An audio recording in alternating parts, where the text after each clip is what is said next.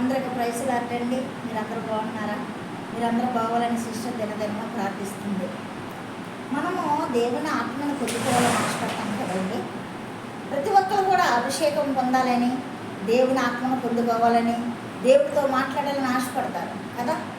అలాంటి ఆశపడ్డ బిడ్డలో విశ్వాసులు దేవుని పోలి నడుచుకోవాలా, దేవుని మాటగా లోబడాలా, ఇంకా దేవుని స్వరం వినేవారుగా ఉంటాం. అప్పుడు దేవుని పోలి దేవుని మాట విని దేవుని వాక్యానుసారమైన జీవితం జీవిస్తే మనం దేవుని శక్తిని పొందుకుంటాం, బలాన్ని పొందుకుంటాం. మరి సంసోను దినవృత్తాంతాలు న్యాయాధిపతులు 16-19లో సంసోను కూడా దేవుని ఆత్మతో నింపబడ్డాడు.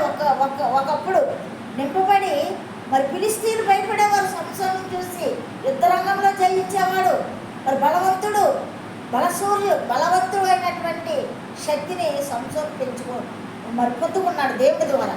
అయితే ఆ సంసోను దేవుని యొక్క మరి ఆత్మను పోగొట్టుకున్నాడు. ఏ రీతిగా పోగొట్టుకున్నాడంటే, లోకాన్ని మరి ఆ స్త్రీని ఆశించి, ఫిలిష్తీయ స్త్రీని ఆశించి తనకు లోబడిపోయి తనని మరి యొక్క ప్రేమించినప్పుడు, ఫిలిష్తీయుల యొక్క కుమార్తెను ప్రేమించినప్పుడు దేవుని ఆత్మ వీళ్ళలో నుంచి పోయింది, బలము పోయింది.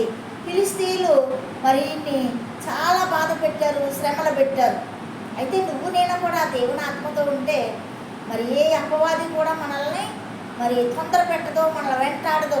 మరి శుద్ధాత్మ శక్తి బలం మనకు ఉంటుంది కాబట్టి మనము మరి శక్తితో జీవించగలవారుగా ఉంటాం. ఈ సంసోను మరి ఆత్మను పోగొట్టుకున్నాడు.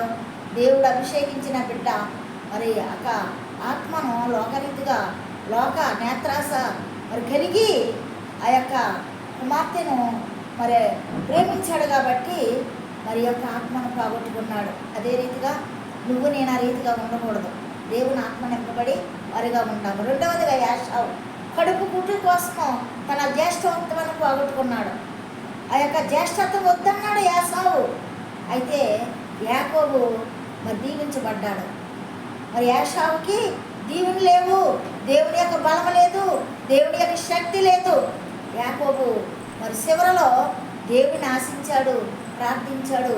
యాకోబుని దేవుడు దీవించాడు. దేవుని శక్తి ఉన్నప్పుడు, దేవుని శక్తిని పొందుకున్నప్పుడు మనకు దీవెనలు ఉంటాయి, ఆరోగ్యం ఉంటుంది, ఆయుష్ ఉంటుంది. మరి యొక్క దేవుడి మార్గంలో నడిచేవారుగా మనం ఉంటాం.